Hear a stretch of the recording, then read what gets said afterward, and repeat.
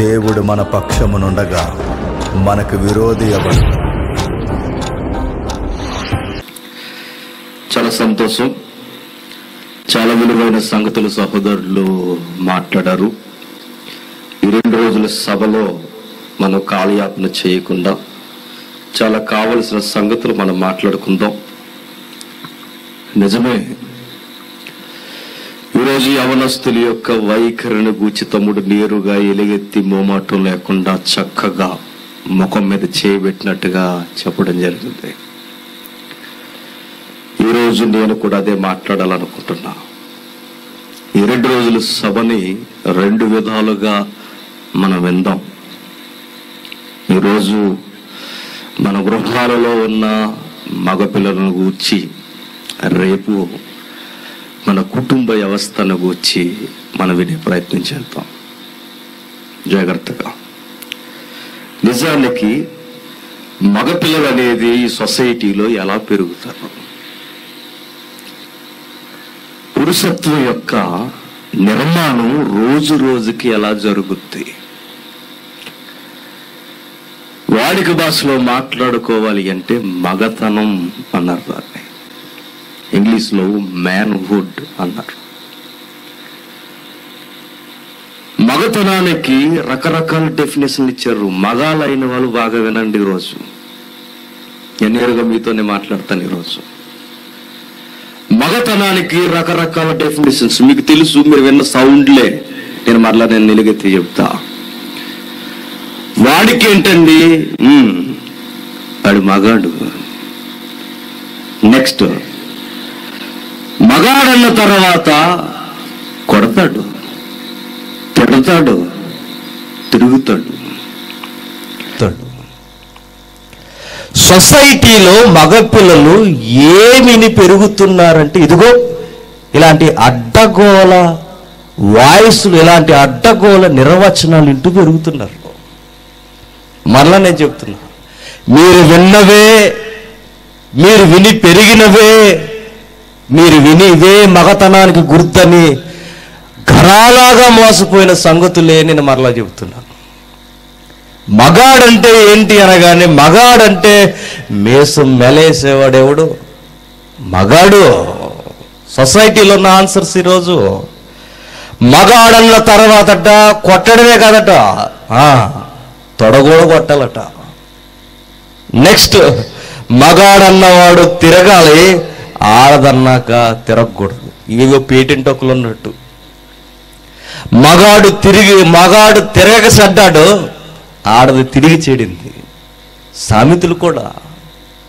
Next ఇంకా ఏంటి చెప్పనా, మగాడన్నవాడు మాత్రం నవ్వాలి, ఆడదనేది ఏడవాలి.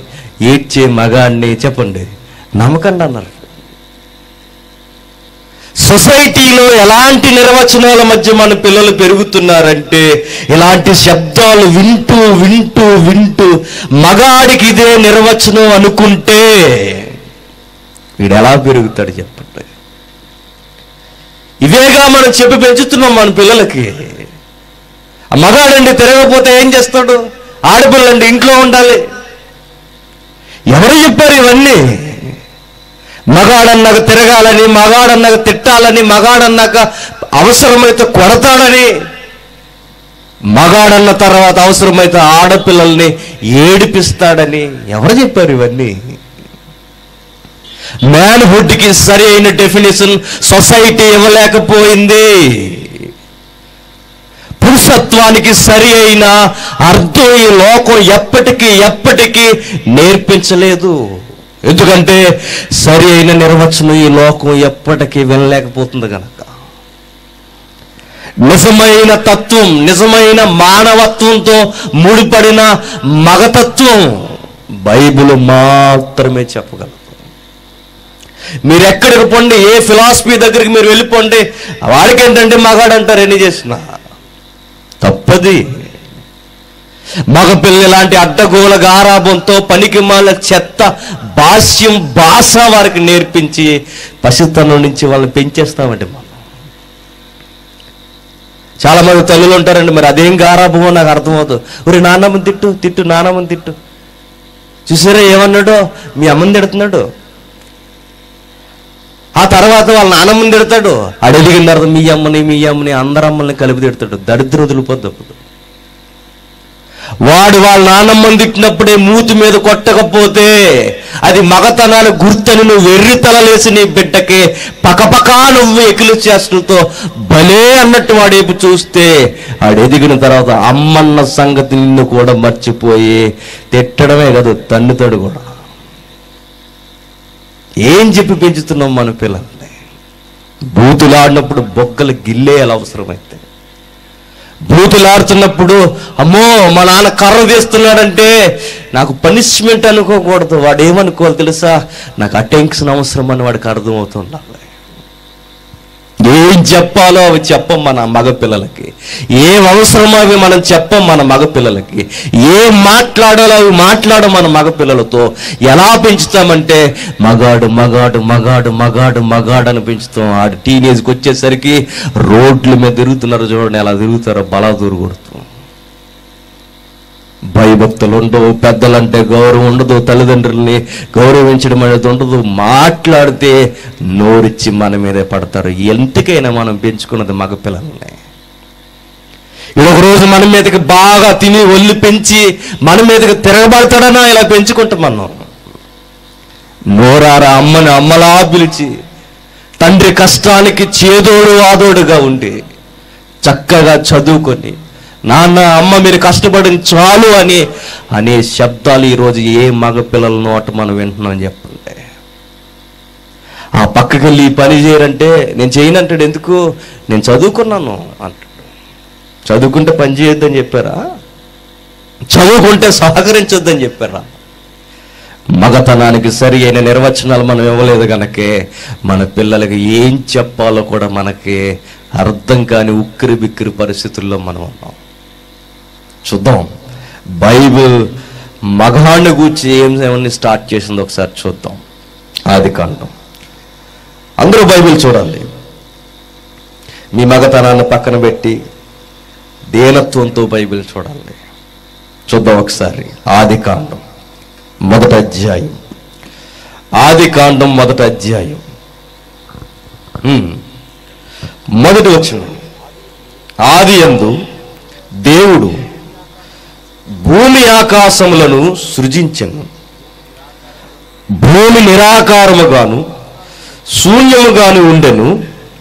చీకటి అగాధ జలము పైన కమ్యూనను. బాగా వినండి. ఆదికాండం మనందరికీ తెలుసు.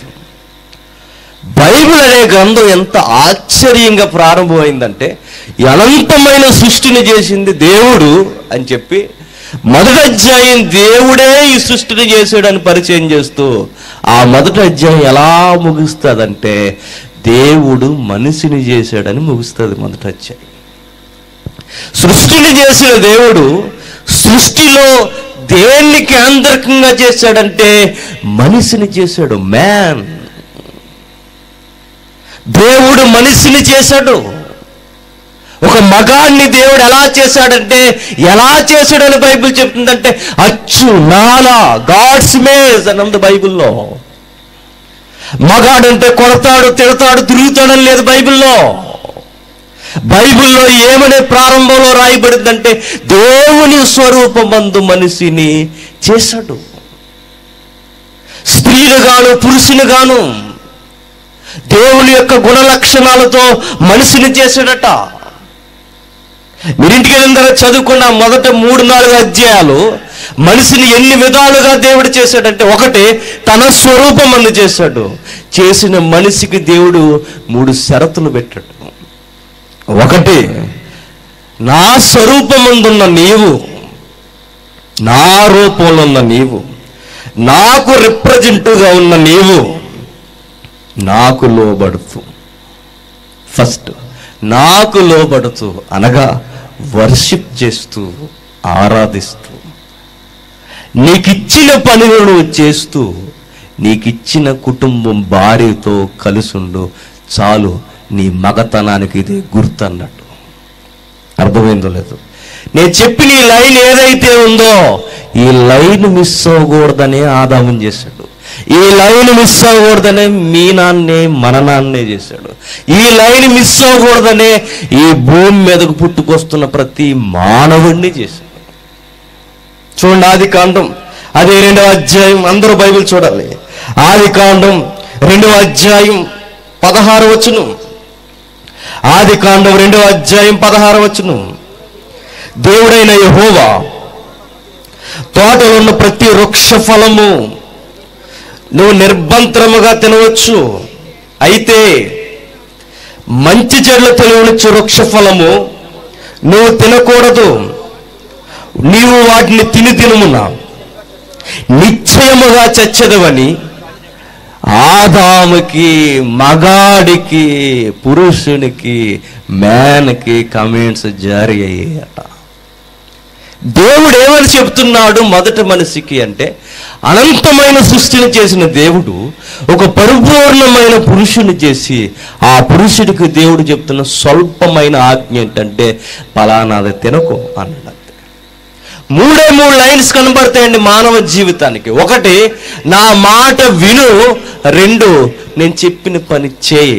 3, నీకు ఇచ్చిన భార్యని ప్రేమించు అన్నాడు.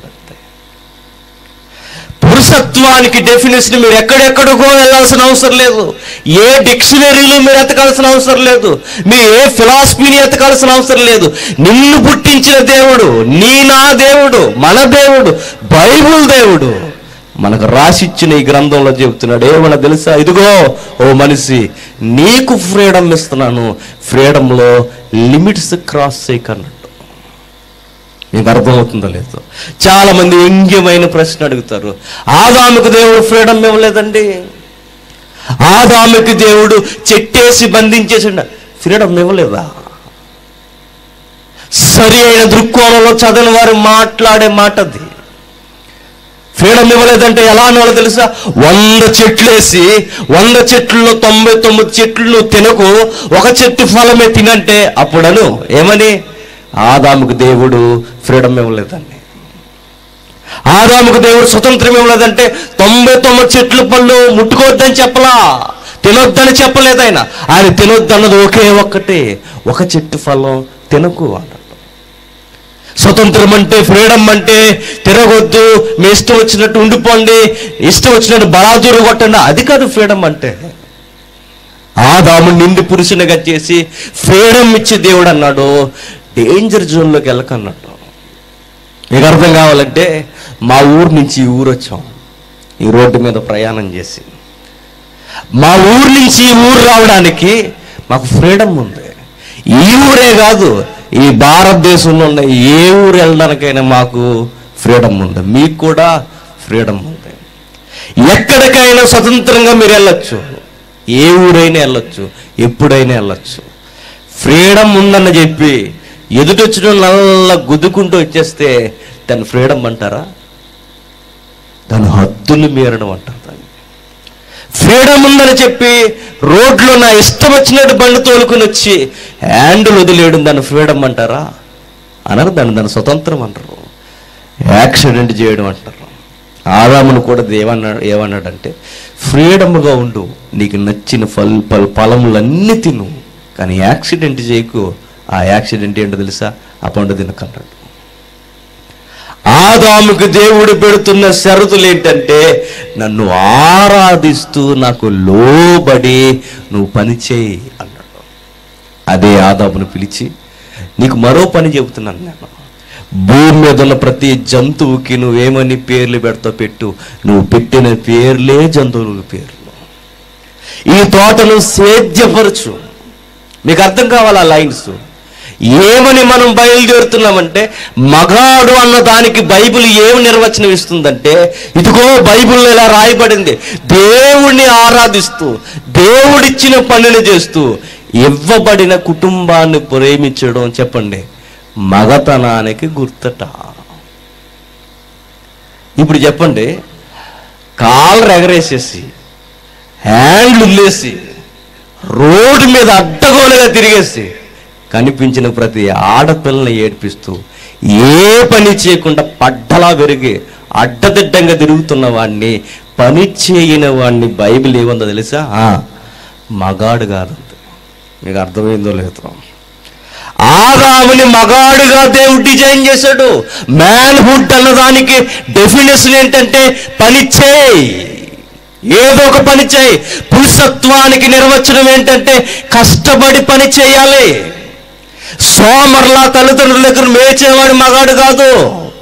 తల్లిదండ్రుల్ని ఇంకా వాళ్ళ మీద ఆధారపడి కష్టపెట్టేవాడు మగతత్వానికి పనికిరానివాడు. చదువుకోవాలి, కష్టపడాలి, చేతికొచ్చిన పనిని ఏమాత్రం లోపం లేకుండా కష్టపడి పని చేయాలి. బైబిల్ సవాల్ చేస్తున్న మాట ఏంటో తెలుసా? కష్టపడిన వాడు తినడానికి అర్హత లేనడందు బైబిల్.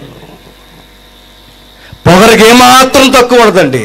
నువ్వు ఏ రూపాయి సంపాదించావని సిగ్గు లేకుండా మీ నాన్న సంపాదిస్తే తింటున్నావు, దేనికి నీకు పౌరుషం? ఇప్పటికీ నీ బట్టలు మీ అమ్మ ఉతికితే కానీ నీకు దిక్కు లేదు, దేనికి నీకు పౌరుషం?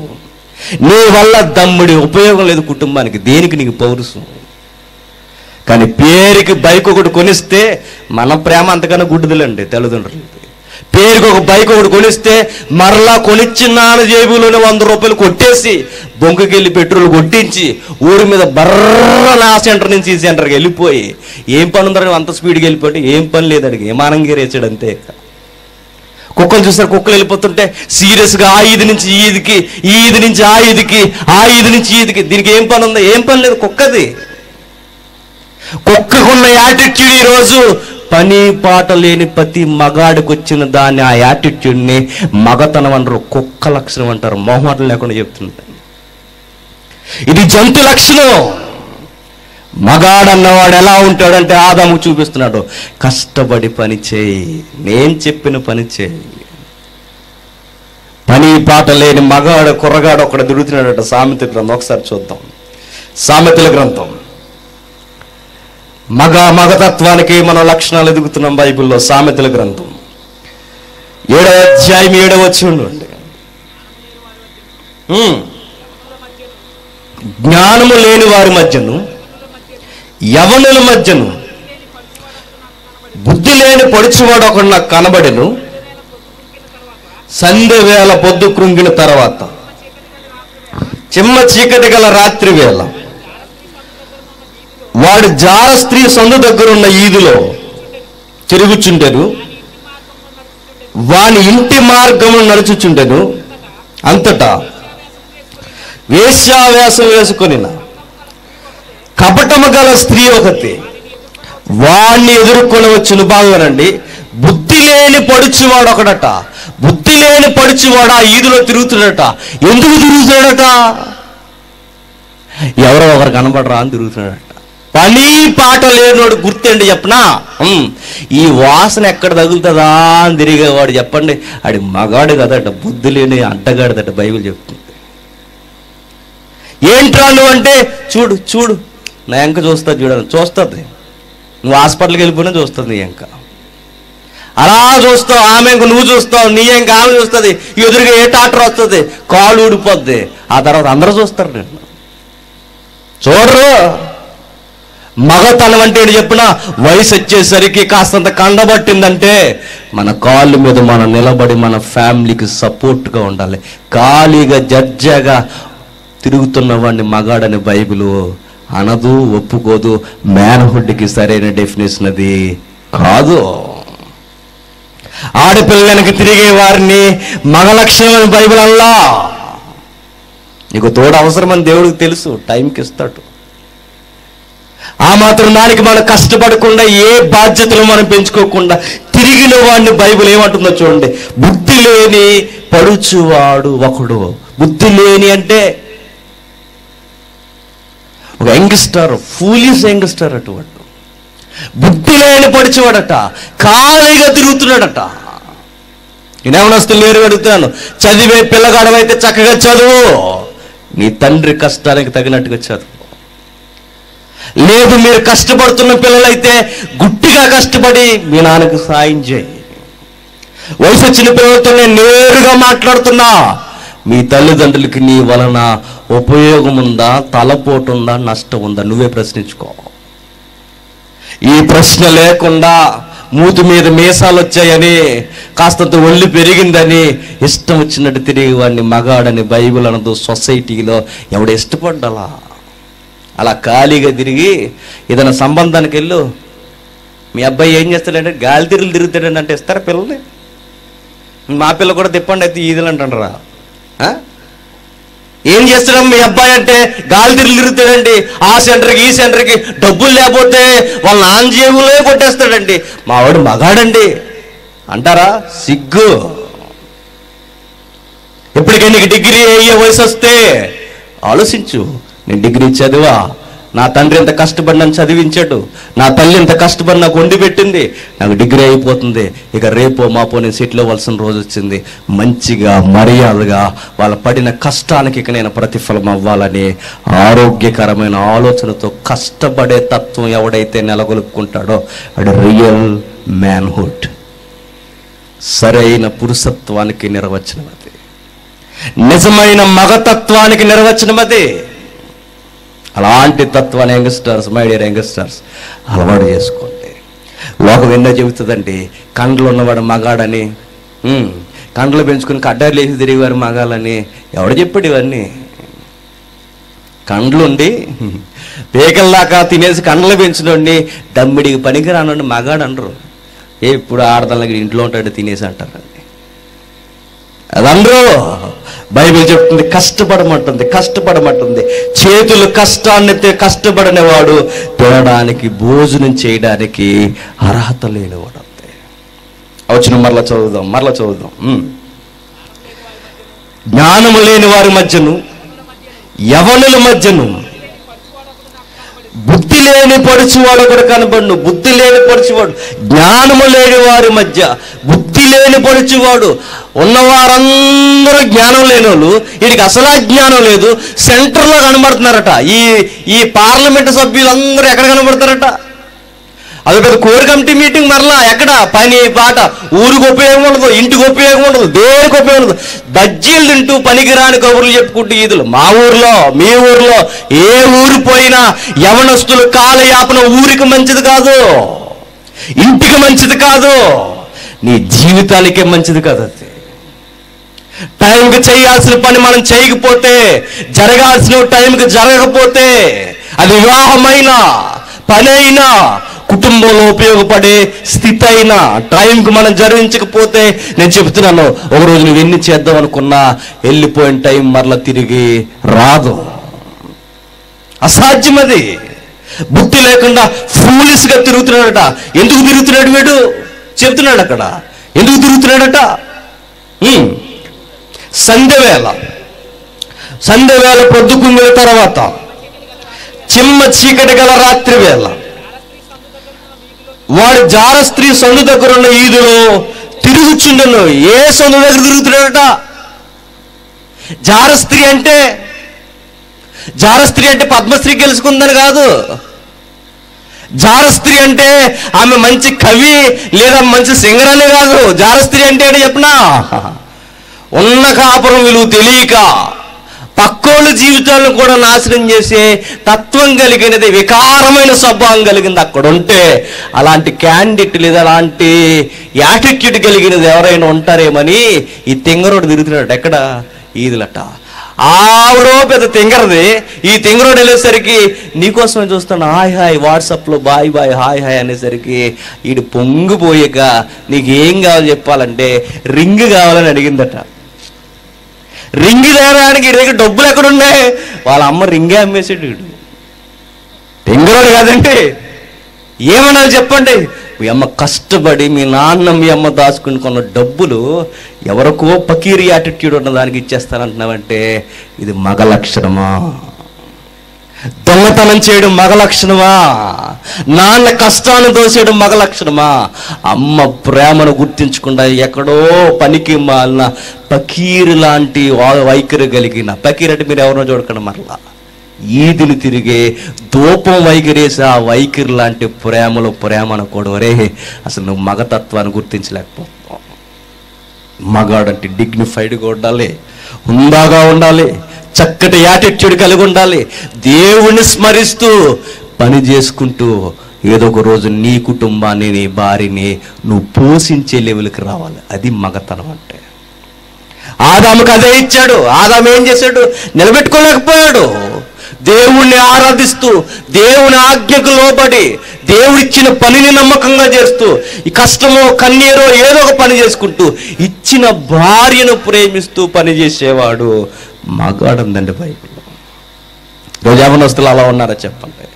యవనస్తులు ఎలా ఉన్నారో ఒక సాంగ్ చూస్తారో మీకు అర్థమైపోతుంది. ఎంత దారుణాతి దారుణంగా ఉన్నారో ఒక్క సాంగ్ మీరు అబ్జర్వ్ చేయండి. ఈరోజు సొసైటీలో మగాడు అనగానే ఏంటో చెప్పనా, ఈ పైన బటన్ ఉండదట. ఏమైంది? టైలర్ రేక్ కాదు, వేసిందే పీకేస్తున్నారట. ఎందుకు? ఈ గుండీలు జీవించి లోపల ఎంట్రీలు జీవిస్తే ఏంటట, ఎవరు బాబు గారు జీవించారట. అప్పుడు ఇదొక పకీర్ సామెత. మరలా మీకు తెలుసు ఆయన ఎవరో బాబు.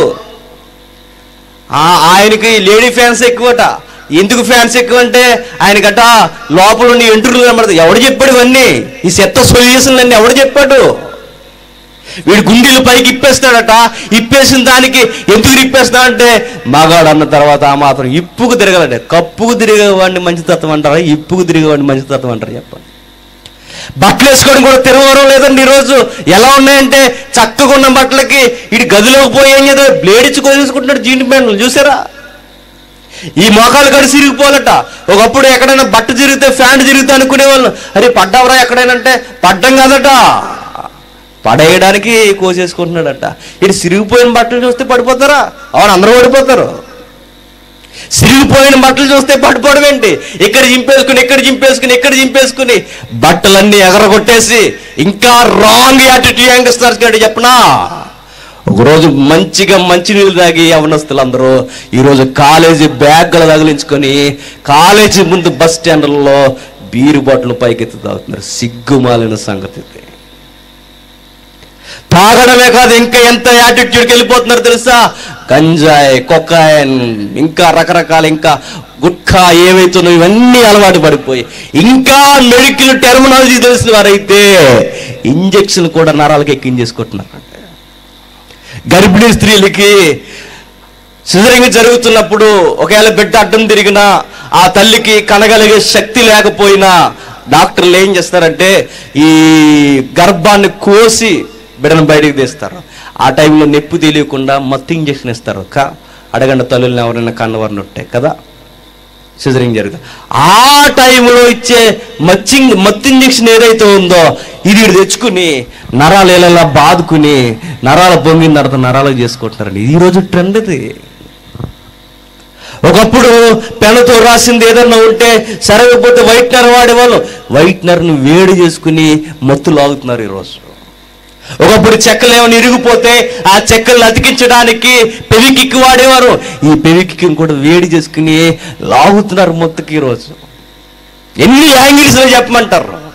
యవనస్తులు ఎలా ఉన్నారంటే తల్లిదండ్రులు చేదాటిపోయారు. మీరు అనుకుంటారు మా బిడ్డ బాగా చదువుతున్నాడు పట్టణానికి పోయని.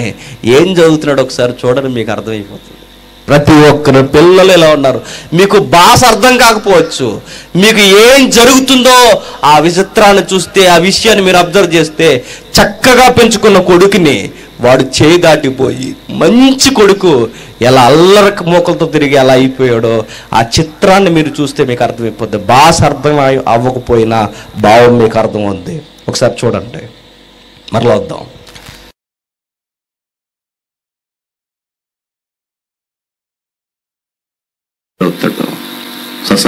సొసైటీలో సౌండ్స్ ఏంటో తెలుసా? తాగని వాడు ఎవడక్కడ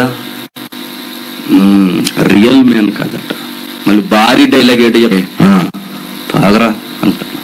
ఆడికి డౌట్ వచ్చేద్దన్నమాట. అప్పుడు ఏమని, నేను మగాడినా కాదా? నువ్వు మగాడు అయితే మళ్ళీ తాగడం దేనికి?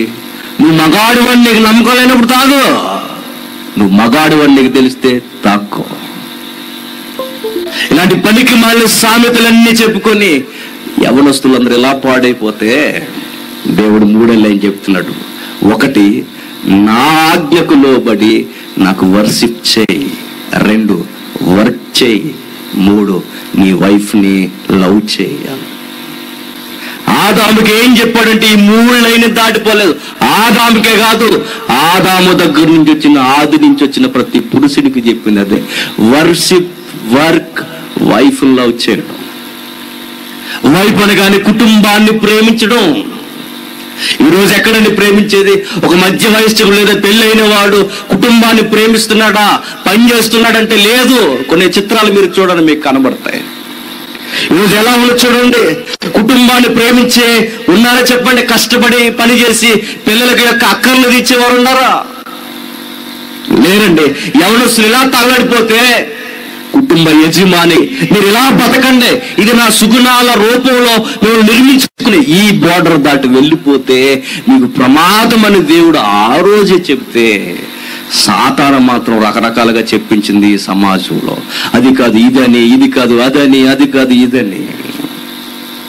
ఏం చేస్తున్నా తెలుసు? కుటుంబానికి వచ్చి పని చేయకుండా, కుటుంబాన్ని పోషించకుండా, చేసుకున్న భార్య తిందా ఉందని కూడా ఆలోచించకుండా, పిల్లల యొక్క అక్కర్లు తీర్చకుండా, కనీసం స్కూల్ ఫీజులు కూడా కట్టకుండా, భార్యకి పండగ వస్తే కనీసం ఒక్క చీర కూడా కొనకుండా ఏం చేస్తున్నాడయ్యా అంటే తాగొచ్చి పని చేయకుండా ఇంట్లో ఉన్న పిల్లల్ని, భార్యని ఏం చేస్తాడండి?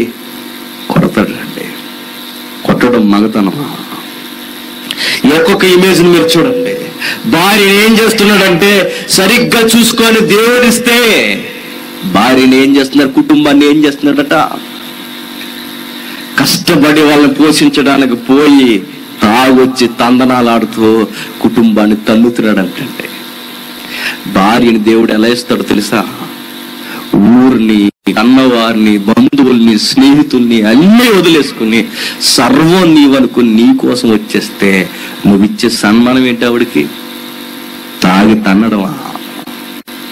ఆమె లేకపోతే బైబిల్లో రాయబడిన మాట ఏంటో చెప్పిన, నరుడు ఒంటరిగా ఉండడం మంచిది కాదంటే నీకు చేత కాదురా అబ్బాయి అన్నాడు. అంతే. నీకు జీవించడం చేత కాదు, నీకు సహాయకురాలు ఎవరంటే మీ ఆవిడ. నీ భార్య లేకుండా నేను మగాడినని అనుకో, నీ పురుషత్వానికి నిండు రూపం, నీ తత్వానికి నిలువెత్తు సాక్ష్యం, నీకు సరి అయిన సహకారి నీ భార్య.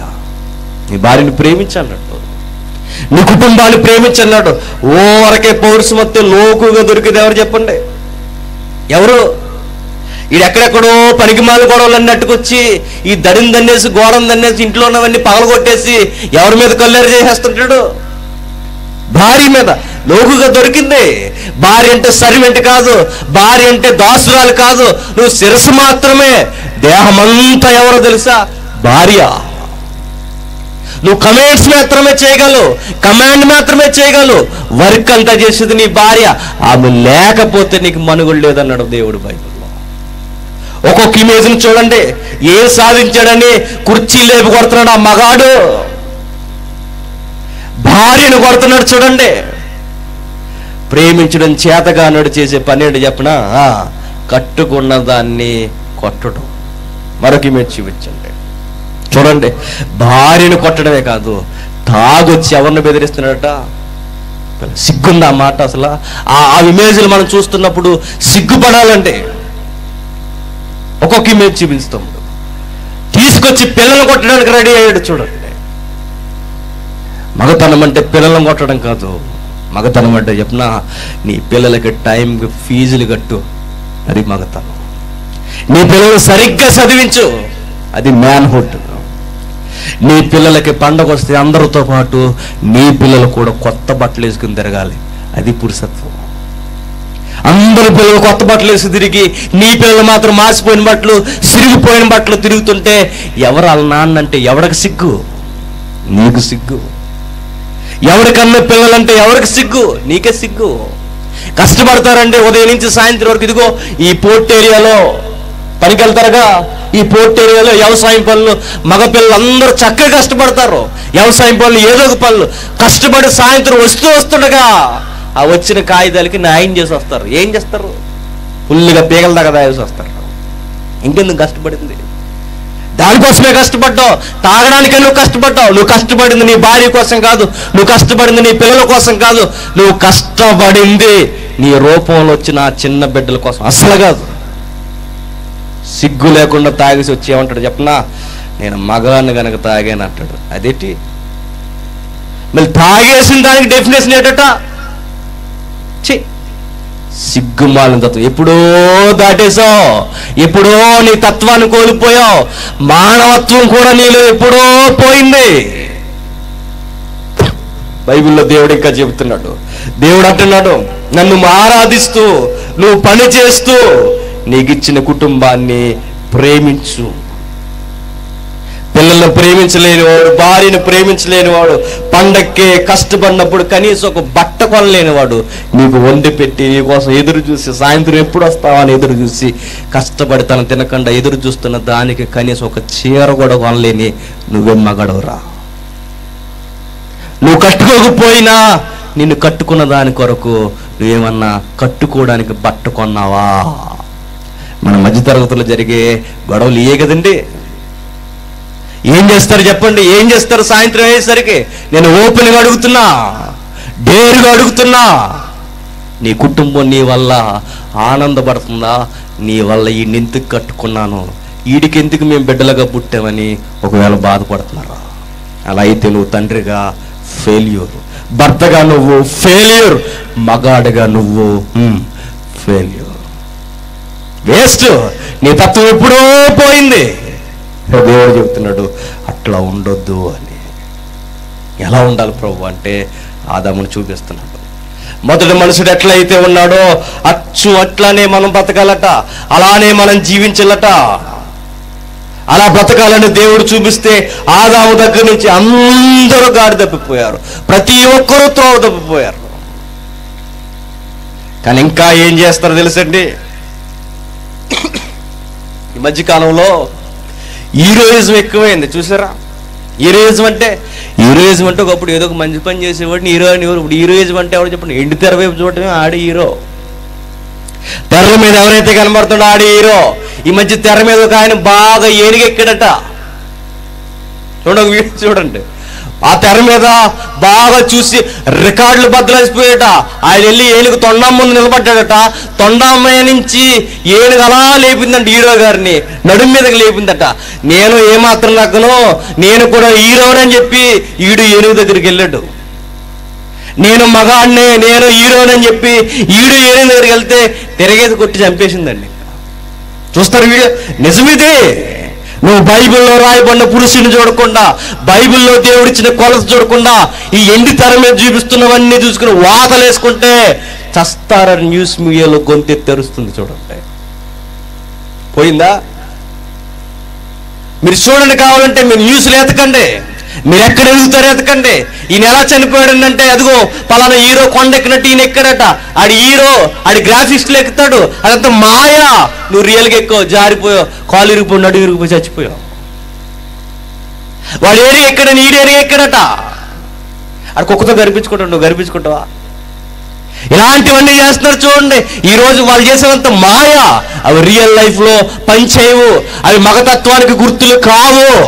వాళ్ళే ఇంటర్నేషనల్ న్యూస్ మీడియాలో ఇంటర్వ్యూ ఇస్తూ మా సినిమాల్లో మేము ఎలా చేసామని వాళ్ళ రియలిస్టిక్ గా సైంటిఫిక్ గా క్వశ్చన్స్ వాళ్ళని అడుగుతుంటే సిగ్గుపడి నవ్వుకుని ముఖం కిందకు దించేసుకుంటున్నారండి. వాళ్ళు తల కిందకు దించుకుని నవ్వుకుంటున్నారు.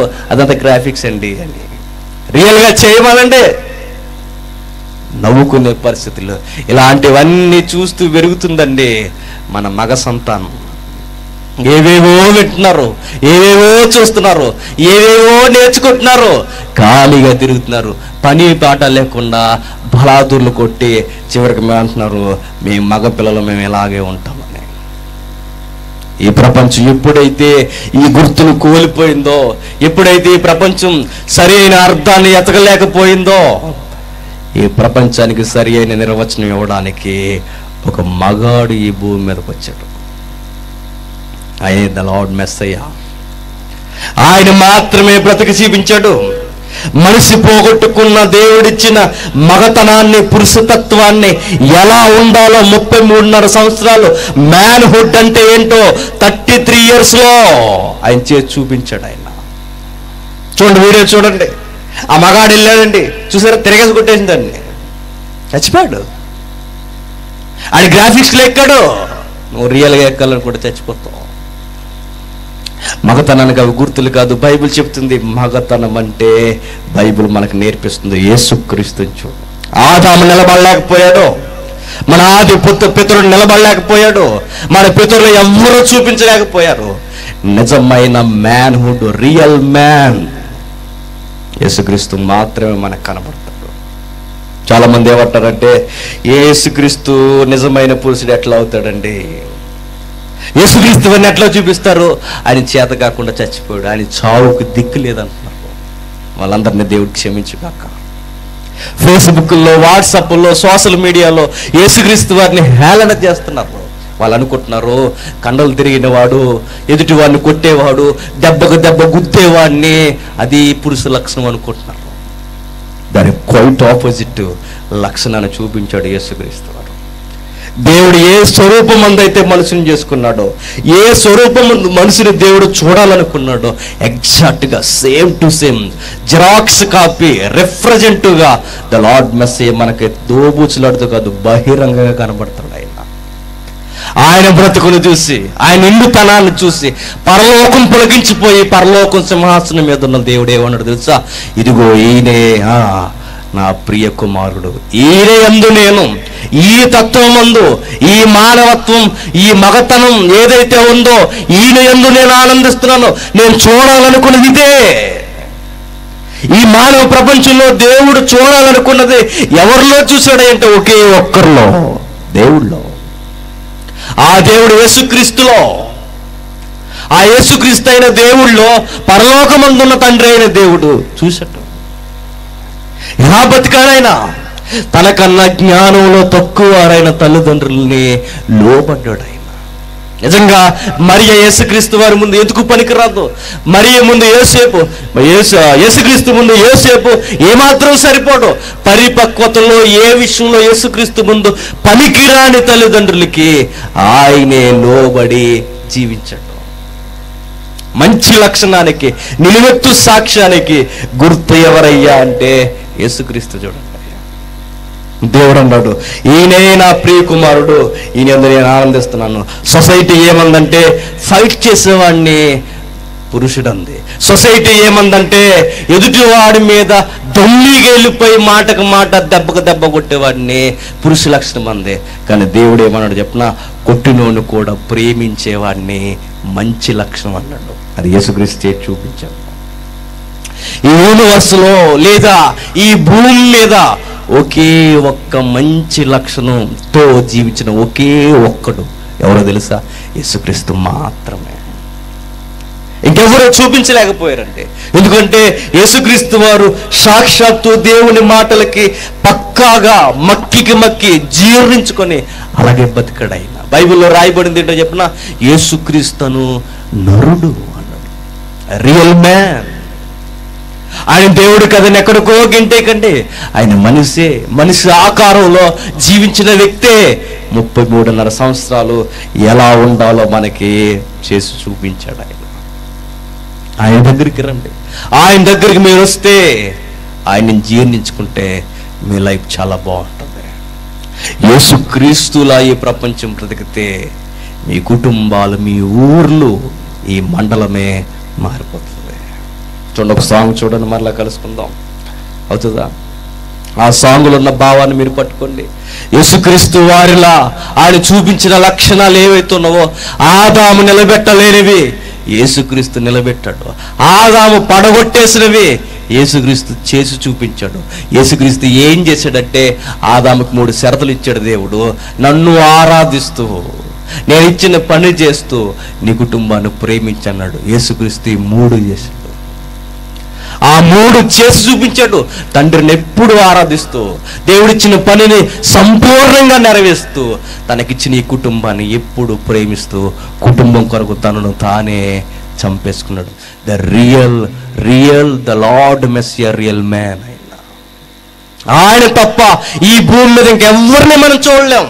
ప్రతి ఒక్కరిలో అబ్రహామును చూడలేం, దావీదుని చూడలేం, మోసేని చూడలేం, ఎవరిని చూడలేం. ఏ ఫిలాసఫర్ని, ఏ కవిని, ఏ తత్వవేత్తని ఎవరిని చూడలేం. ఒకే ఒక్కరు నిండు పురుషుడు, కొట్టిన వారిని కూడా క్షమించేశాడు. ఏంటిది? ఆయన చూపించిన దానిలో దేవుడు ఏదైతే కోరుకున్నాడో అవన్నీ మనకు కనబడతాయి. ప్రేమ, సహవాసం, సహనం, సాత్వికం, ఓర్పు, త్యాగం. ఇంగ్లీష్లో ఎలా రాశారు? Love, meekness, gentleness, peaceness, long suffering ఏవైతే ఉన్నావో, ఇంకా త్యాగం, సాక్రిఫైస్. నిజమైన మానవత్వానికి గుర్తేంటో తెలుసా? నిజమైన ప్రేమకి, మగ లక్షణానికి, పురుష లక్షణానికి గుర్తేంటో చెప్పిన, ఎదుటి వారి కోసం తనను తాను నేరస్తునిగా నిలబడిపోవడం. చెప్పండి, మంచి లక్షణానికి, పురుష లక్షణానికి గుర్తు. యేసుక్రీస్తు వారు ఏం చూపించారయ్య అంటే, మానవాళ్ళందరినీ పుణ్యాత్ములు చేయడానికి, మనల్నందరినీ నీతిమంతులు చేయడానికి ఏ నేరం లేని ఆయన మౌనంగా నేరస్తుడిగా భారం మోసాడు. ఈ తత్వం పరలోకం పులకించిపోయిందట. ఈ తత్వం పరలోకమందున్న దేవుడు పులకించిపోయాడట. ఈరోజు సాక్రిఫైస్ ఎక్కడుందండి? త్యాగం ఎక్కడుంది చెప్పండి? తల్లిదండ్రుల కొరకు ఏం త్యాగం చేశారు మీరు?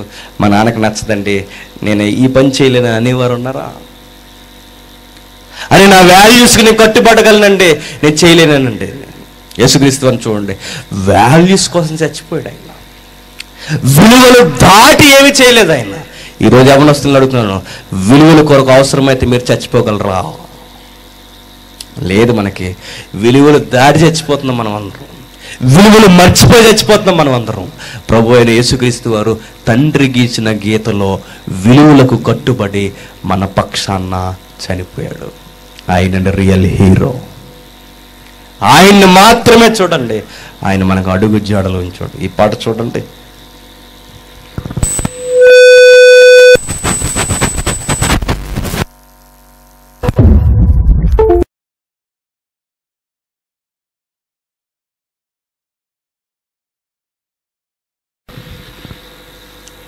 చూసారా? ప్రేమ, సంతోషం, దీర్ఘశాంతం, ఓర్పు, త్యాగం, ఎదుటివారి మంచి కోసం తనను తానే త్యాగం చేసుకున్న ఒక మంచి లక్షణం యేసుక్రీస్తు వారు చూపించారు.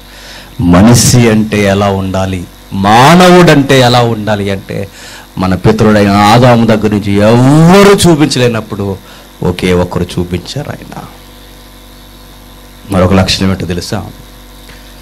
మన కళ్ళు మంచివి కాదన్నాడు తమ్ముడు మొదటి మెసేజ్లో మాట్లాడుతూ. నిజమే. దారిని ఒక ఆడపిల్ల పెడితే వెళ్ళిపోతుంటే కామెంట్ చేయడం మగ లక్షణం కాదు.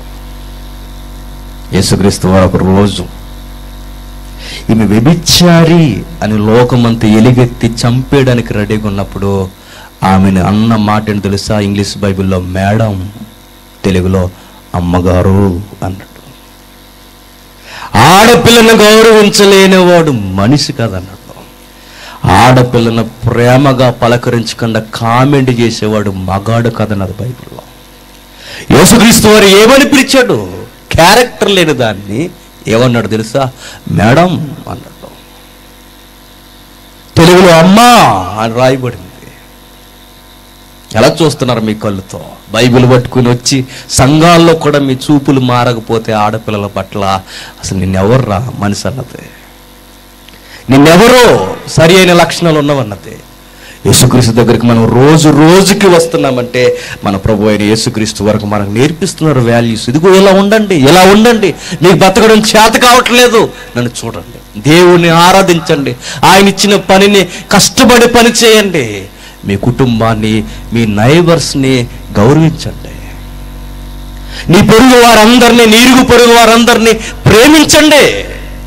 ప్రేమించేవాడండి మనిషి. ప్రేమించకుండా పైశాసిక తత్వంతో, శాడిజంతో నచ్చిందల్లా చేసి పక్కోలు ఎంత డిస్టర్బ్ అయిపోయినా పర్లేదు నా ఇష్టం అన్నవాడు వాడు మనిషి కదట. నీ కుటుంబానికి సుఖం లేక, పొరుగు కుటుంబానికి సుఖం లేక, ఊరికే ఈదికి సీడలా తయారైతే నిన్నెవడు మనిషి అన్నది? యేసుక్రీస్తు వారు మనల్ని ఏమంటున్నాడో చూడండి. నాలా సాత్వికాన్ని, దీనత్వాన్ని ఎదుటివాడు 1 మైలు రమ్మంటే 2 మైళ్ళు వెళ్ళు అన్నాడు. క్యారెక్టర్ ఉన్న వారిని కాదు గౌరవించడం, క్యారెక్టర్ లేని వారిని కూడా గౌరవించన్నాడు. ఆడపిల్ల కనబడితే కామెంట్లు చేయడం కాదు, ఆడపిల్ల అనగానే అమ్మలా చూడన్నాడు. నిజానికి ఆయన దేవుడు అండి. ఆ దేవుడు ఒక వ్యభిచారిని మేడం అని పిలవడం ఏంటి? ఎంత విడ్డూరములు చూడండి. అవి విలువలంటే. మన హోదాకు తగ్గవారిని కాదు మనం గౌరవించడం. మనకు నచ్చిన వారినే కాదు గౌరవించడం, ఆయన దేవుడయ్యుండి పాపాత్మురాలైన స్త్రీని మేడం జీ అన్నాడు ఆయన. అమ్మగారు అని పిలిచాడు ఆయన. నువ్వు పిలవగలుగుతున్నావా? నీ చెల్లిని ఎలా చూస్తున్నావో పక్కనున్న ఆడపిల్లని అలా చూడగలుగుతున్నావా? మీ అమ్మని ఎంత గౌరవంగా చూస్తున్నావో నీ తల్లిని పక్కనున్న ఆడపిల్లని అంత గౌరవంగా చూడగలుగుతున్నావా? నువ్వెంత బాగా మంచి విలువలతో నీ కుటుంబంలో ఉండాలనుకుంటావో అంత బాగా పొరుగు కుటుంబం పట్ల కూడా నువ్వు వ్యవహరించగలుగుతున్నావా? అలా లేనున్నాడు. నువ్వు గుండెల మీద చెయ్యేసుకోవడానికి సరిపోవు. కళ్ళు తెరిచి నిద్రపోయే ముందు నిన్ను నువ్వే అనుకుని ఇదేం బతుకురని నిన్ను నువ్వే తిట్టుకో. ఒకవేళ నీకు ఇంకా నచ్చకపోతే పడుకునే ముందు కాండ్రగించి ఆకాశం మీదకు మళ్ళీ నీ మీదే పడుతుంది. అప్పుడే నీకు సిగ్గు వస్తుంది. మనిషి అన్న తర్వాత ఎలా ఉండాలంటే మనిషిలా ఫెయిల్యూర్ అయిపోయినప్పుడు మనిషి ఇదిగో నరుడైన యేసుక్రీస్తులా ఉండాలని చూపించడానికి వచ్చాడు ఆయన. ఆయన ఫస్ట్ మెసేజ్ కొండ మీద చేస్తున్నప్పుడు బైబిల్లో అయితే అదే ఫస్ట్గా రాయబడింది. ఆయన చాలా ప్రసంగాలు చేశాడు. బైబిల్లో సువార్తలో మొదటి ప్రసంగా లిఖింపబడిన కొండ మీద ప్రసంగంలో ప్రపంచానికి వాల్యూస్ చెప్పాడు ఆయన. ఏమన్నాడు తెలుసా? తన ప్రసంగం చేస్తూ సాత్వికులు ధన్యులు అన్నారు. ఊరి మీద పొగరగా తిరిగేవాడు మ్యాన్హుడ్ అనలేదు ఆయన. ఆయన అన్నది ఏడో తెలుసా? సాత్వికులు వాళ్ళ మనుషులు అన్నాడు. వాళ్ళ ధన్యులు అన్నాడు. సమాధానపరచు వారు ధన్యులు. గొడవలకి చిచ్చు పెట్టి అగ్గిరా చేసేవాడు వాడి మనిషి కాదన్నాడు. కాపురాల్లో కిర్రెక్కించి గొడవలు పెట్టేవాడు మనిషి కాదన్నాడు దేవుడు. సమాధానం, గొడవలు జరగకుండా పీస్ఫుల్ అట్మాస్ఫియర్ ఎవడైతే డిజైన్ చేస్తాడో, సమాధానపరుస్తాడో వాడు ధన్యుడు, వాడు మంచోడు అన్నాడు. నీతి కోసం నీతి కోసం ఆకలితో దప్పులతో ఉండి నీతి విలువలు కాపాడుకోవడానికి, నీతిని ప్రకటించడానికి, నీతిగా బతకండి అని చెప్పడానికి అవసరమైతే డొక్కలు ఎండబెట్టుకునేవారు చెప్పండి ధన్యులు అన్నారు. ఎదుటి వారిని కనీసం కనికారం చూపించకపోతే నువ్వు మనిషివి కాదన్నాడు ఆయన. ఎదుటి వారిని, సాటి సహోదరుణ్ణి, పొరుగు వాడిని కనికరించన్నాడు, ప్రేమించన్నాడు. కనికరించేవారు ధన్యులు అన్నాడు. ఆయన ప్రసంగం చూడండి, ఎవరు చెప్పారండి ప్రపంచం లాంటివి? సాత్వికులు ధన్యులు, సమాధానపరచేవారు ధన్యులు, నీతి కొరకు ఆకలి దప్పులు గలవారు ధన్యులు, కనికరము కలిగిన వారు ధన్యులు, హృదయ శుద్ధి గలవారు ధన్యులు. నీ హార్ట్ ఎలా ఉంది అసలు? కుళ్ళి కుతంత్రంతో ఎదుటివాడిని నాశనం చేయాలని, ఎదుటివాడి కన్నా నేను బాగుండాలి, అవసరమైతే వాడు నాశనం అయిపోవాలని, పక్కవారి కాపురాల్లో చిచ్చులు పెట్టి ఎదుటివాడు నీకన్నా బాగుంటే చూడలేక భయంకరమైన అపవిత్రంతో ఉండి దేవునికి స్థానం ఇవ్వకుండా నీ హృదయం అంతా కకలావికలమైపోతే నువ్వు వేస్ట్ ఫీల్ ఉంది బైబిల్ అంతా. ఎవరు ధన్యులంటే ఇదిగో సమాధానపరిచి పవిత్రమైన హృదయం కలిగిన వారు ధన్యులంతే. ఈ వాల్యూస్ ఎవడైతే మిస్ అవ్వకుండా, ఈ విలువలకు కట్టుబడి ఎవడైతే బతుకుతాడో వాడండి మానవత్వం కలిగిన మగడు. యేసుక్రీస్తు వారు చెప్పిందోటి చేసిందోటి కాదు. ఆయన ఏమైతే చెప్పాడో కొండ మీద ప్రసంగంలో, సిలువ మీద అవన్నీ మనకు కనబడతాయి. ఆయన ఏదైతే ప్రసంగం చేశాడో ఆయన బ్రతుకంతా కనబడుతుంది. చెప్పిందోటి చేసిందోటి కదా. ఆయన ఏదైతే చెప్పాడో అదే చేశాడు, ఏదైతే చేస్తున్నాడో అదే చెప్పాడు ఆయన. ఆయనే రియల్ మ్యాన్హుడ్. ఇంకెవరు లేరు ఈ ప్రపంచం మీద. ఎవరు మనకు కొలత కాదు, ఎవరు సరిపోరు. ఏ వ్యక్తిని మీరు రోల్ మోడల్గా తీసుకోలేరు.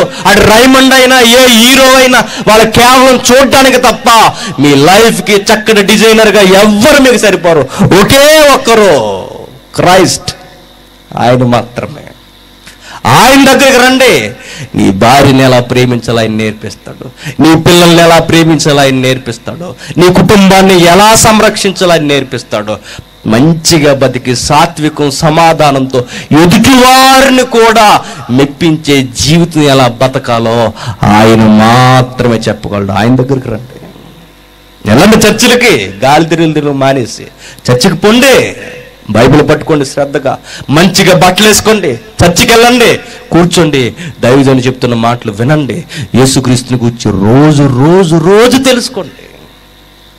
ఆయన గురించి రోజు రోజు జీర్ణించుకోండి, నీ రూపం చేంజ్ అవుతూ వస్తుంది, నువ్వు రూపాంతరం చెందుతావు, మారుతావు.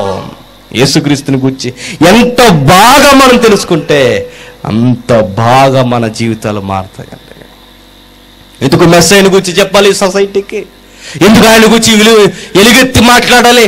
ఆయన మాత్రమే సరి అయిన కొలత మానవ జీవితానికి. అందుకే బైబిల్లో రాయబడిన మాట, యేసుక్రీస్తును నరుడు అన్నట్టు. దేవుడైన ఆయన నరుడుగా ఎందుకు వచ్చాడంటే నరుడుగా ఉండలేకపోతున్నాడు కనుక. ఒక ఎగ్జాంపుల్ చెప్తాను ముగించే ముందు. రవి జకరియాస్ అని ఒక పెద్ద ఆయన ఉన్నట్టు, చనిపోయాడు ఆయన రీసెంట్గా. చాలా గొప్ప మేధావండి ఆయన, సువార్థికుడు ఆయన. నిజంగా అలాంటి మేధావులు బ్రతకుండడం సంఘానికి ఎంతో శ్రేయస్కరం. అదిగో ఆయనే రవి జకరియాస్. తల ఎంత బాగా పండిపోయిందో బైబిల్లో కూడా అంత బాగా పండిపోయాడు ఆయన. ఆయన వయసు ఎంత మనకు కనబడుతుందో బైబిల్ దగ్గర, క్రీస్తు దగ్గర అంత అనుభవం ఉంది ఆయనకి. అలాంటి మేధావి సీనియర్ ఎవాంజలిస్ట్ ఒకరోజు నిలబడి మాట్లాడుతుంటే ఒక యంగ్స్టర్ వచ్చాడు. వాడు నాస్తికుడు, హేతువాది. పెద్ద సభ జరుగుతుంది. ఆ సభలో ఈయన విలువల కొరకు మాట్లాడుతున్నట్లు, సొసైటీకి విలువలు ఉండాలి, యేసుక్రీస్తు దగ్గరికి రండి, బైబిల్ విలువలు మీరు పాటించండి అంటే క్వశ్చన్ అవర్ జరుగుతున్నప్పుడు వాళ్ళు లేచి నిలబడి, యంగ్స్టర్ ఏమన్నాడు తెలుసా? సార్ నేను డైరెక్ట్గా క్వశ్చన్ మిమ్మల్ని అడుగుతాను అన్నాడు. అడుగు మై డియర్ యంగ్ బ్రదర్ అన్నాడు ఆయన. అడుగుతున్నప్పుడు ఎలా అడుగుతున్నాడు? సార్, ఏ బైబిల్ పట్టుకున్న సువార్థికుడైనా ఈ ప్రపంచంలో ఏ దేశం పోయినా ఎప్పుడు ఈ గ్రంథాన్ని మా నెత్తి మీద రుద్దడానికే మీరు చూస్తారు. బలవంతంగా ఆ విలువలు మమ్మల్ని పాటించమంటారు, ఆ యేసుక్రీస్తుని నమ్ముకోమంటారు. మేము అడుగుతున్నాను సార్, విలువలు అంటున్నారే, మాకు ఏ విలువలు లేవని బైబిల్ విలువలు మమ్మల్ని నేర్చుకోమంటున్నారు. మేము ఎవరింటికైనా దొంగతనానికి వెళ్ళామా? మేము ఎవరింటికైనా వ్యభిచారానికి వెళ్ళామా? మేము ఎవరికైనా అబద్ధాలు చెప్పామా? ఎదుటి వారిని మేము పాడు చేయలేదే. మేము డిగ్నిఫైడ్గా ఉన్నాం, చదువుకున్నాం, చదువు తగ్గ ఉద్యోగం చేస్తున్నాం, మాకు యేసుక్రీస్తుతో పనేముందని అడిగాడు వాడు. చూసారాడు క్వశ్చన్ ఎలా ఉందో? యేసుక్రీస్తుతో బైబిల్తో మాకు పనేముంది? చక్కగా చదువుకున్నాం, మంచిగా బట్టలు వేసుకున్నాం, మేము ఎవరికి అన్యాయం చేయం, ఎవరింట్లో దొంగతనానికి వెళ్ళాం. సొసైటీ మీద, ఈ సమాజం మీద ఎందుకు మీరు బైబిల్ని ఎలుగెత్తి బోధిస్తూ మాట్లాడుతూ రుద్దే ప్రయత్నం చేస్తున్నారు అన్నాడు. ఆ పండిపోయిన మేధావి ఎక్కివే మాట్లాడలేదు. ఒకేసారి ఇలా నిలబడి తన సూటి ఇలా సర్దుకుని జేబుల్లో చేయబెట్టుకుని ఒకే ఒక మాట అడిగాడు. మై డియర్ యంగ్ బ్రదర్, మీ ఇంటికి డోరేసి వచ్చావా అని అడిగాడు ఆయన. అర్థమైతే ధన్యులెక్క. నువ్వు అడుగుతున్న ప్రశ్న నేను ఒకే ఒక ఆన్సర్ చెప్తున్నాను, మీ ఇంటికి డోరేసి వచ్చావా అని అడిగాడు. అక్కడున్న సభలో ఉన్న క్రైస్తవులందరూ పక్క నవ్వారు. కారణం ఏంటి చెప్పనా? నీ ఇంటికి డోరేసి వచ్చావంటే ఈ సమాజం మీద నీకు నమ్మకం లేదని అర్థం. నీ ఇంటికి డోరేసుకొచ్చావంటే పొరుగువాడి మీద నమ్మకం లేదని అర్థం. సొసైటీ మీద నమ్మకం లేని నీకు డోరేసుకొచ్చావు అన్నది నీ విలువ అయితే, బైబిల్ విలువ ఏం చెప్తుందో చెప్పనా? విలువలు లేని ఈ ప్రపంచం డోర్లు ఓపెన్ చేసి బతకాలి అంటే ఈ ప్రపంచానికి చెప్పాల్సింది ఒకే ఒక్కరిని కూర్చుని ద లార్డ్ మెస్సయ్యా అన్నాడు. ఆయన గూర్చి చెప్పకపోతే ఈ ప్రపంచానికి విలువలు తెలియవు. ఈ బైబిల్ గూర్చి చెప్పకపోతే ఈ ప్రపంచానికి విలువలు తెలియవు. ఏ విలువలు ఉందని ఏ కొలతతో కొలుస్తావు?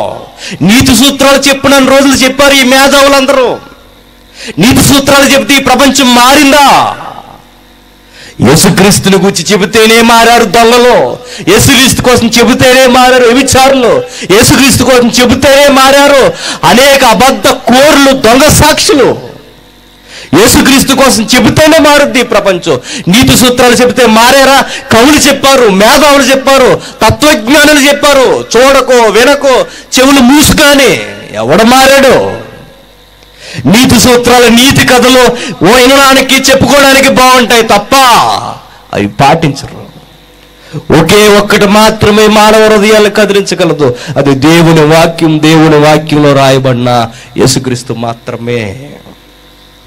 అందుకే ఎలుగెత్తి విలువల కొరకు మాట్లాడాలి. ఇక్కడ సభ పెట్టించిన వారందరూ యవనస్తులు, నా తోటి వయస్కులు, తమ్ముళ్ళు, అన్నయ్యలు, వీళ్ళందరికీ ఏం తక్కువైందని, ఏం డబ్బులు ఎక్కువైపోయాయని సభలు పెట్టారు. తన తోటి యువకులైన వారు సరిగ్గా ఉండలేకపోతున్నారు, వాళ్ళని సరిచేయాలని పెట్టారు ఈ సభలో. తన తోటి కుటుంబాలు సరిగ్గా ఉండట్లేదని పెళ్లి కబుర్లు చెప్పినట్టు మీ ఇంటికి వచ్చి సభకు రమ్మని మరీ పిలిచారు. ఎందుకో చెప్పినా వాళ్ళ జీవితాల్లో విలువలనే వచ్చాయి. యేసుక్రీస్తు అనే తత్వం వాళ్ళలో స్టార్ట్ అయింది పనిచేయడం. అందుకే ఖర్చు చేశారు, అందుకే నష్టపోతున్నారు. మీ బతుకులు బాగుపడడానికి వాళ్ళు త్యాగం చేస్తున్నారు. యేసుక్రీస్తుని నమ్ముకుంటే, యేసుక్రీస్తుని రోజు రోజుకి తెలుసుకుంటే ఏమొస్తుంది ఈ ప్రపంచానికంటే ఎదుటివారి బాగు కొరకు మనలో మనం అవసరమైతే నాశనం చేసుకోవడానికి కూడా వెనకాటం. అది మెస్సేజ్ మనకు నేర్పించేది. కాస్త బైబిల్ తెలిస్తే ఒక లైన్ చెప్తాను మీకు. పాత నిబంధనలో ధర్మశాస్త్రం అని ఒకటి ఉంటుంది, తెలుసు కదా. ధర్మశాస్త్రంలో దానికి మూలంగా ప్రధానమైన నిబంధనలో ప్రధానమైన కమెంట్స్ ఎన్ని? 10 ఆజ్ఞలు అంటారుగా. అవన్నీ తీయలేండి, కంగారు పడకండి, ముగించుకుందాం. 10 ఆజ్ఞలలో ఆ 10 ఆజ్ఞల్ని మీరు జాగ్రత్తగా విభజించండి. 10 ఆజ్ఞలు 3 భాగాలుగా తేలుతాయండి ఆ 10 ఆజ్ఞలు. 1 నన్ను ఆరాధించు, 2 నేను చెప్పింది చెయ్యి, 3 నీ పేరెంట్స్ని గౌరవించు. ఇవే 10 ఆజ్ఞలు. ఆదాముకి ఏదైతే చెప్పాడో మరలా మోసేకి అదే చెప్పాడు. ఆదాముకి ఏం చెప్పాడు? నన్ను ఆరాధించి నా ఆజ్ఞను పాటించి నాకు లోబడి బతికి నేను పెట్టిన పని చేసి నీకు ఇచ్చిన కుటుంబాన్ని ప్రేమించన్నాడు. 10 ఆజ్ఞలు కూడా ఈ ప్రపంచానికి దేవుడు మోసే ద్వారా ఏం చెప్పాడంటే, పైన ఆకాశం అందు కానీ కింద భూమి అందు కానీ నన్ను మాత్రమే మీరు ఆరాధించాలి, ఇక దేనికి మొక్కకండి, నన్ను ఆరాధించండి అన్నాడు.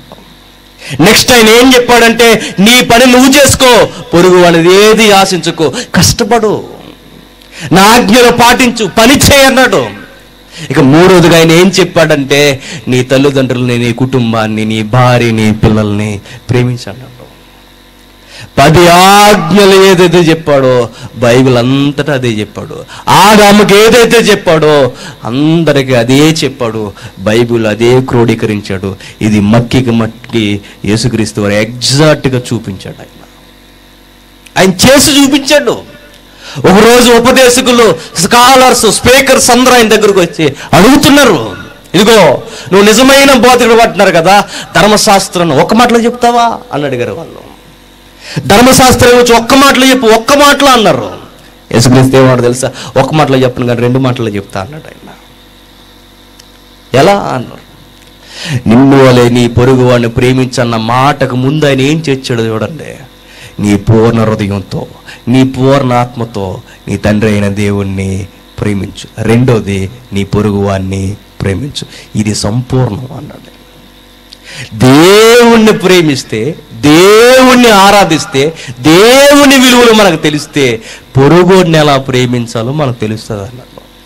దేవుడు లేకుండా నీతి సూత్రాలు నేర్చుకుంటే పొరుగుడిని ఎలా ప్రేమించాలో మనకి తెలీదు. ఎదుటి వారిని ఎలా గౌరవించాలో మనకి తెలియదు. కుటుంబాన్ని ఎలా గౌరవించాలో మనకు తెలియదు. ప్రభు అయిన యేసుక్రీస్తు వారు అన్నాడు, దేవుణ్ణి ఎంత బాగా నువ్వు ప్రేమిస్తే నీ పొరుగువాడిని అంత బాగా ప్రేమిస్తావు. పొరుగువాడిని ప్రేమించడం జనం లోపలికి రానియండి అండి. స్థలంలో బస్తీ మీద సవాలంటాం మనం. అన్నదమ్ములేనండి, అన్నదమ్ములు ఒకే గర్భాన్ని పుట్టిన అన్నదమ్ములే. నీదెంత నాదెంత లెక్క తేల్చంటారు అంతే. నడువు పోలీస్ స్టేషన్కి, లేదంటే కోర్టుకి.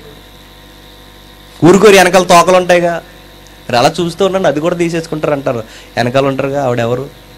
మన హోమ్ మినిస్టర్. ఆవిడ అసలు ఊరుకోదు. అనగానే వెంటనే సీరియస్గా అంతేనంటావా అంటాడు. అంతే మరి, వేసేయమంటావు మా అన్నయ్యనంటే, మా తమ్ముడిని వేసేయి అంటది. అంతే. బయట ఇవిడ బాగానే ఉంటుంది, లోనకు పోయేది ఎవరు? తెంగరో ఈడే పోతాడు. ప్రేమించండి, సహోదరులను ప్రేమించండి, పొరుగు వారిని ప్రేమించండి, సమాధానం కలిగి ఉండండి. బైబిల్ చెప్తుంది, యేసుక్రీస్తులా జీవించండి. ప్రభు అయిన యేసుక్రీస్తు వారు ఇంకా ఏం చేశాడు ఈ భూమి మీదకి వచ్చి అంటే, ఆయన బతుకుని చూపించడానికి కాదు, బతుకుల్లో ఓడిపోయి చచ్చిపోయిన మనల్ని బతికించడానికి వచ్చాడు. అందు బైబిల్. ఎఫెసీయులకు రాసిన పత్రిక ముగించుకుందాం. ఎఫెసీయులకు రాసిన పత్రిక 2వ అధ్యాయం 1వ వచనం.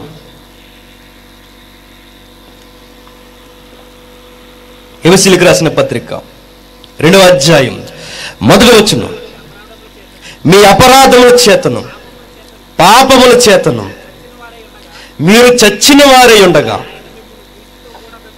ఆయన క్రీస్తుతో కూడా మిమ్మల్ని బ్రతికించను. యేసుక్రీస్తు వారు వచ్చి ఆయన అకౌంట్ని మన అకౌంట్లో వేస్తున్నాడట. మనం బతకలేని బ్రతుకుని ఆయన బతికి మనకు చేస్తున్నాడట. ప్రభువా, తండ్రి, ఇదిగో వీడు నీకు నచ్చినట్టు బతకలా, నీకు నచ్చినట్టు నేను బతక, నా అకౌంట్ అంతా వాళ్ళే వేసే అన్నాడట. దేవుని ఉగ్రతకి దేవునికి మనకి మధ్యలో అడ్డంగా వచ్చి ఒక పరిపూర్ణమైన తత్వాన్ని ఆయన చూపించి, నేను బతికింది నా కొరకు కాదు ప్రభువా, ఇదిగో ఈయన బతికించడానికి, అది నీ చిత్తం, ఈయన బతికించు, నా బతుకును చూసి అన్నాడు. చచ్చిపోయిన మనల్ని, బతకడం చేతగాని మనల్ని బతికించడానికి ఆయన బ్రతుకునే త్యాగం చేశాడట. యేసుక్రీస్తు వారు ఇంకా మనకి ఏమి నేర్పిస్తున్నాడంటే, రోజు రోజుకి ఆయన దగ్గరకు వస్తే నవీన స్వభావం మనకు అలవాటు అవుతుందట. చూద్దాం. కొలస్సీలకు రాసిన పత్రిక 3వ అధ్యాయం, కొలస్సీలకు రాసిన పత్రిక 3వ అధ్యాయం, కొలస్సీలకు రాసిన పత్రిక 3వ అధ్యాయం 10వ వచనం, కొలస్సీలకు రాసిన పత్రిక 3వ అధ్యాయం 10వ వచనం, ఒకరితో ఒకడు అబద్ధమాడుకుడి, ఏలయనగా ప్రాచీన స్వభావమును దాని క్రియలతో కూడా మీరు పరిత్యజించి జ్ఞానము కలిగి నిమిత్తము దాన్ని సృష్టించిన వాని పోలిక చొప్పున నూతన పరచబడుచున్న నవీన స్వభావమును ధరించుకొని ఉన్నారు. యేసుక్రీస్తు నమ్ముకున్న వారు ఎలా ఉంటారంటే, ఒకరితో ఒకరు అబద్ధాలు ఆడరు. యేసుక్రీస్తు నమ్ముకున్న వారు ఎలా ఉంటారంటే, ప్రాచీన స్వభావాన్ని చంపేస్తారు. ఎలా ఉంటారంటే, ఓ న్యూ మ్యాన్. ఒకప్పుడు సుధాకర్ అలా లేడు, ఒకప్పుడు డేవిడ్ అలా లేడు, ఒకప్పుడు ఇక్కడ ఉన్న పిల్లలు అలా లేరు. మీ ముందు మీ పిల్లలు ఎలా అయితే చూస్తారో అలాగే చూస్తారు. ఈరోజు అలా లేరు వాళ్ళు. ఒకరోజు ఒక లైఫ్ ఉంది, ఈరోజు ఒక లైఫ్ ఉంది. ఒకరోజు జేమ్స్ అన్నవాడు ఇలా లేడు, బలాదూరుగా తిరుగుతూ, రోడ్ల మీద తిరుగుతూ, అవసరమైతే గోకు గొడవెట్టుకుని తన్నేసి బాడీ ఉంది కదని ఇష్టం వచ్చిన ఎగిరెగిడి పడే వీడు ఇలాంటి లక్షణాలు కానీ అనేక మంది యవనస్తులు ఈరోజు సాత్వికులుగా మారారు. కారణం నవీన స్వభావం. యేసుక్రీస్తుని నమ్ముకున్న వారు వాళ్ళ లైఫ్ అంతా పీస్ఫుల్గా మారిపోతుందండి. జీవితం సమాధానకరమైన వాతావరణంలోకి వస్తుంది. ఇంకా బైబిల్ పట్టుకుని ఎచ్చలవిడిగా తిరిగినా, ఇంకా బైబిల్ పట్టుకుని బూతులు మాట్లాడినా, ఇంకా బైబిల్ పట్టుకుని యేసుక్రీస్తు నమ్ముకుని వంకర చూపులు మారకపోయినా నువ్వు యేసుక్రీస్తు దగ్గరికి రాలేదు, యేసుక్రీస్తు యందు సమాధి చేయబడలేదు. యవనస్తులారా, నేను అడుగుతున్నాను, బైబిల్ చదవండి, కొత్త నిబంధన మరి ముఖ్యంగా చదవండి, యేసుక్రీస్తు బయోగ్రఫీని మక్కి చదవండి. మన జీవితాలు బాగుపడతాయి. మనం వంకరగా ఉన్నామో లేదో మనకు తెలియాలంటే, మన వంకరగా ఉందో మన లైఫ్ అని మనకు తెలియాలంటే స్ట్రైట్ లైన్ అయిన యేసుక్రీస్తుని చదవాల్సిందే. అప్పుడు మన జీవితాలు బాగుపడతాయి. ఎంతగా బాగుపడతాయి అంటే, బలత్కార ప్రయోగం చెయ్యం, నిగ్రహించుకుంటాం. బలత్కారంగా దౌర్జన్యంగా ఎవడి మీదకి వెళ్ళం. అవసరమైతే మనమే నష్టపోతాం, కాముగా బతికేస్తాం. దీనికి ఒక ఎగ్జాంపుల్ ఎవరు చెప్పనా? ఆమెకు ఆస్తులు లేవు, ఏమీ లేవు, కట్టుకోవడానికి బట్టలు 3 తెల్ల చీరలు ఏమీ లేవు. ఆమె దగ్గర ఏముందంటే క్రీస్తు జల్లిన హృదిధార ప్రేమ జ్వాల ఆమె దగ్గర ఉంది. ఆమె దగ్గర ఏమీ లేవు, 3 తెల్ల చీరలు, ఒక టొంగి పెట్టి అంతే. ఆమె దగ్గర ఏమీ లేవు. ఆమె ఏం చేసేదంటే బతుకుతూ అనేక మందిని బతికించి ప్రేమించి రోగులను కూడా ఆదరించింది. ఎవరు ఆమె? తల్లి మదర్ తెరీసా.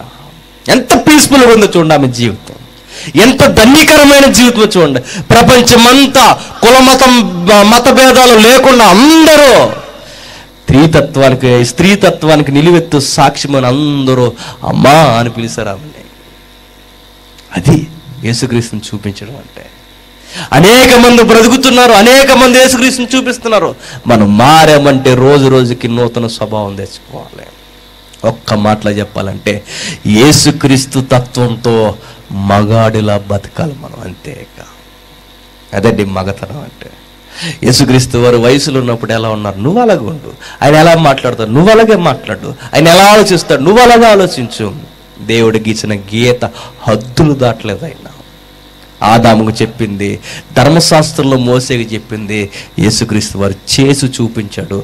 ఆయన అడుగు జాడలు మనకుంచి మీరు ఇలా చేయండి అన్నాడు.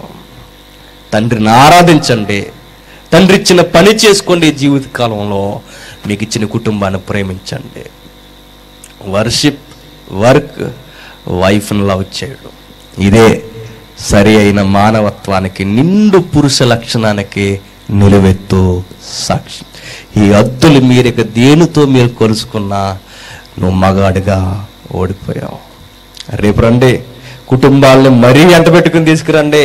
మీ పిల్లల్ని మరీ జాగ్రత్తగా తీసుకురండి. విస్తరించి కుటుంబాల కొరకు మాట్లాడుకుందాం. God bless you. ప్రార్థన. పరలోకమందున మా తండ్రి, దేవా, నిజమే తండ్రి, మీ కుమారుని చూడకపోతే మా జీవితాలకి సరి అయిన సాక్ష్యము, నడిపింపు, గద్దింపు తండ్రి, ఎలా జీవించాలో సరి అయిన మాదిరి మాకు దొరకదు దేవా. అందుకే ఆయన ప్రేమించారు తండ్రి. మా జీవితాల్లో నిజమైన క్రిస్మస్ ఆరాధన మీ కుమారుణ్ణి మా జీవితంలో జనింపజేసుకున్నప్పుడు లోకం ఎప్పుడైతే మీ కుమారుని వైపునకు తిరిగిందో తండ్రి, వారి జీవితాలు సరి అయిన సాక్ష్యంగా మలసబడతాయి. మరి ముఖ్యంగా తండ్రి, మమ్మల్ని నిందిస్తున్న వారిని, మమ్మల్ని హేళన చేస్తున్న వారిని, మమ్మల్ని శ్రమల పాలు చేస్తున్న వారిని కూడా తండ్రి ప్రేమించే క్రీస్తు లక్షణాన్ని మరింతగా మాకు నేర్పించండి తండ్రి. వారి హృదయాలు కూడా మార్చండి. వారికి కూడా తండ్రి ఈ యొక్క లక్షణాలు అలవాటు చేసుకునే జ్ఞాన తలంతుని వారికి దయచేయండి. విన్న వారందరినీ మీ చేతులకు అప్పగిస్తున్నాం దేవా తండ్రి. జీవితాంతము తండ్రి ఈ విలువలతో మేము బ్రతికి తండ్రి మీ ద్వారా తండ్రి బలా అనిపించుకునే శబ్దానికి మేము అర్హులమే అన్న ధైర్యాన్ని మా గుండెల్లో నింపుతారని ఎదురు చూస్తున్నాం తండ్రి. సభ కొరకు ప్రత్యక్షంగా పరోక్షంగా కష్టపడిన వారందరినీ మీరు దీవించండి, బలపరచండి తండ్రి. ప్రత్యక్షంగా పరోక్షంగా విన్నవారిని కూడా మీరు దీవించి బలపరచండి. రేపటి దినాన్ని కూడా తండ్రి మీరే సభను ఘనముగా జరిగించండి తండ్రి. నిజానికి ఈ భయంకరమైన తుఫాను హెచ్చరికల మంచి తండ్రి ఈ సభను మీరే ఇంత ఘనముగా జరిగించారని నమ్ముతున్నాను తండ్రి. మీ చిత్తం లేకపోతే ఈ భయంకరమైన తుఫాను హెచ్చరికల మధ్య మేము ఇన్ని మాటలు వినలేము, మీ వాక్యాన్ని ధ్యానించలేము. మీరు ఇచ్చిన ఈ సమయాన్ని వ్యర్థమైన కాలయాపనలేక మేము చేయక రేపు కూడా తండ్రి విలువైన సంగతులు మేము నేర్చుకొని ఉన్నతంగా జీవించే భాగ్యాన్ని అనుగ్రహిస్తారని కోరుతూ మా శత్రువులను క్షమించండి, వారిని ప్రేమించే మనసును మాకు అనుగ్రహించండి. క్రీస్తు నామమున ఈ ప్రార్థన సమర్పిస్తున్నాము తండ్రి. ఆమేన్.